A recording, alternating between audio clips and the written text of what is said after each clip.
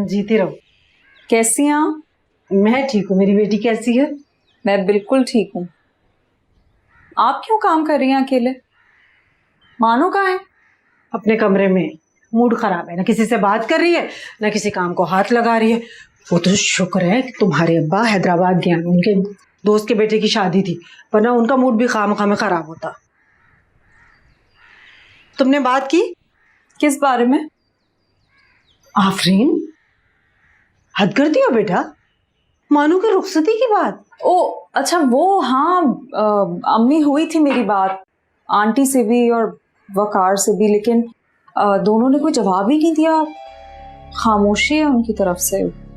चुप का मकसद? इसका मतलब तो ये हुआ कि मानो को वो सारी जिंदगी यहीं बिठा कर रखना चाहते हैं। आने दो तुम्हारे अब्बू को, मैं खुद जाके करती हूँ बात। अम्मी मेरी बात तो सुन ले। देखिए, वो लोग अबरार को फोर्स नहीं करना चाहते हैं। बकौल उनके अबरार का अपना फैसला है। अगर वो राजी होता है तो फिर उनको भी कोई एतराज नहीं है।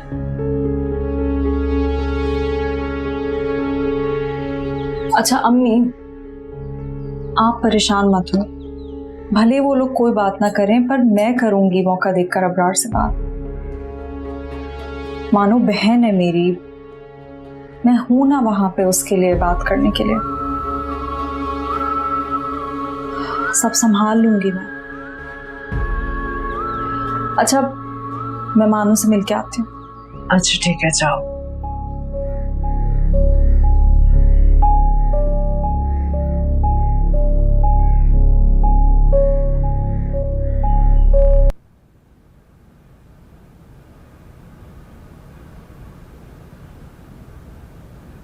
कहाँ की तैयारी है जनाब? अपनी रूठी हुई महबूबा को मनाने की। वैसे तुम लड़कियों का भी बहुत अच्छा है, मनाने के बजाय खुद ही रूठ जाओ, और हम लड़के बेवकूफों की तरह दौड़े चले जाते हैं तुम्हें मनाने के लिए। मैं तुम्हें एक बात बताती हूँ, मोहब्बत में मनाने में पहल करने वाला बहुत स्मार्ट होता है। तो इसीलिए जल्दी से जाओ, उसे मना के यहाँ ले आओ, फिर हम लोग साथ में डिनर करते हैं।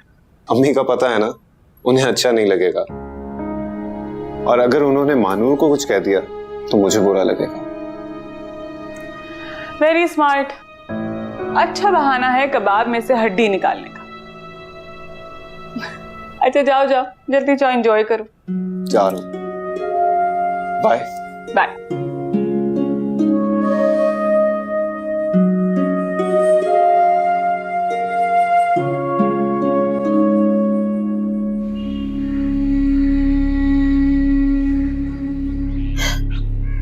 कब से रो रही हो गई दिल को तसल्ली? मानो प्लीज, अब दोबारा रोना मत शुरू कर देना।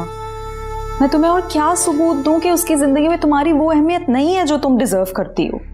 पर मेरे लिए तो उससे बढ़कर और कुछ नहीं है ना। क्योंकि तुम उससे प्यार करती हो। वो भी तो करता है। ऐसा तुम्हें लगता है, मुझे तो साफ दिल लगी का मामला लगता है। जब दिल की या तो प्यार की बातें कर ली और मूड नहीं हुआ तो इग्नोर कर दिया। तो तुम ही बताओ मैं क्या करूं?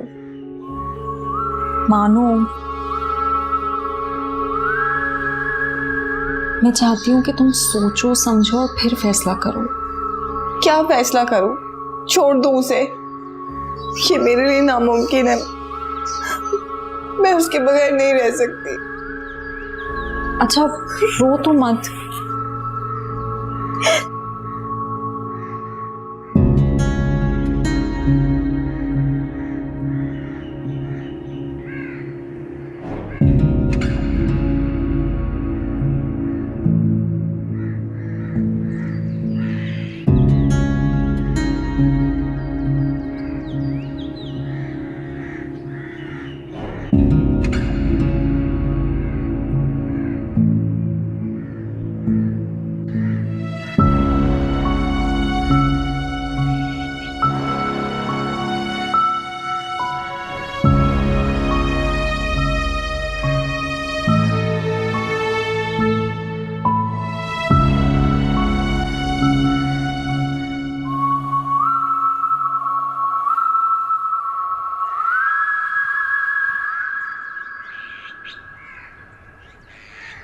क्या सोच रही हो?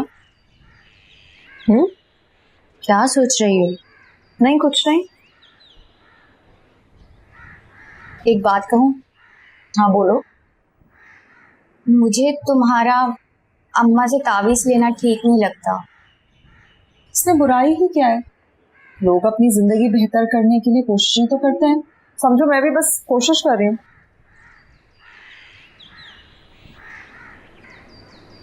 तुम अपनी जिंदगी को बेहतर नहीं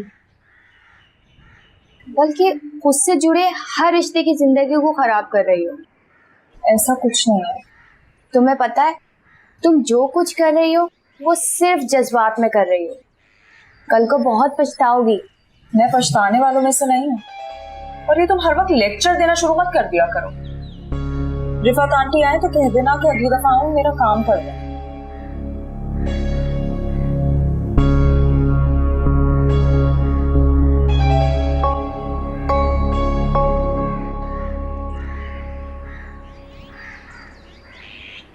रोने की वजह? तुम्हारी बेरुखी। तुम्हें मेरी बेरुखी नजर आ गई मगर अपनी सफाकी नजर नहीं आई। हैरान मत हो, तुम बड़ा प्यार का दावा करती हो ना, तो मानो जो प्यार का दावा करते हैं ना वो साथ रहने की बातें करते हैं, जुदाई की नहीं। और मेरी नजर में इससे बड़ा सफाक और कोई नहीं।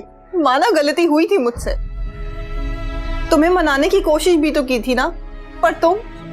गुस्सा था मैं तुम पर, इसलिए कॉल नहीं उठाई। कितना आसान है ना तुम्हारा मुझे इग्नोर करना, और मैं तुम्हारी इग्नोरेंस पर अधमरी हो जाती हूँ।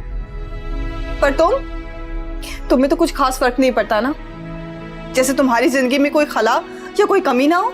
मैं अपने प्यार को बाकी सबके सामने तमाशा नहीं बना सकता। अगर मेरा गुस्सा तुम पर है तो वो तुम तक ही रहेगा। बाकी सब घर वालों पर उसकी आंच आए ये मुझे गवारा नहीं। और नेहा से तो तुम हर बात डिस्कस करते हो ना।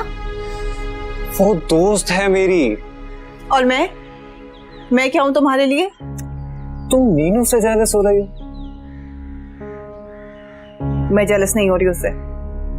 मुझे एक सवाल ने उलझा रखा है, मुझे उसका जवाब दो। कैसी उलझन? यही कि तुम्हारी जिंदगी में मेरा नंबर नेहा के बाद आता है। ये कैसी तुम नंबर और नेहा की बातें कर रही हो यार? क्या हो गया तुम्हें? किस तरह की फजूल बातें कर रही हो? हाँ, आज मेरी बातें तुम्हें फजूल लग रही हैं, कल को मैं भी तुम्हें फजूल लगूंगी। मानो तुम इस वक्त अपने हवासों में नहीं हो। जब तुम्हें होश आ जाए ना तो मुझसे बात कर लेना।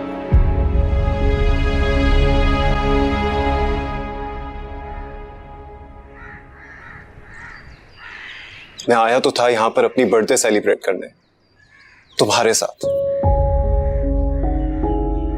मगर थैंक्स, तुमने मेरी बर्थडे बहुत अच्छे से स्पॉइल की है।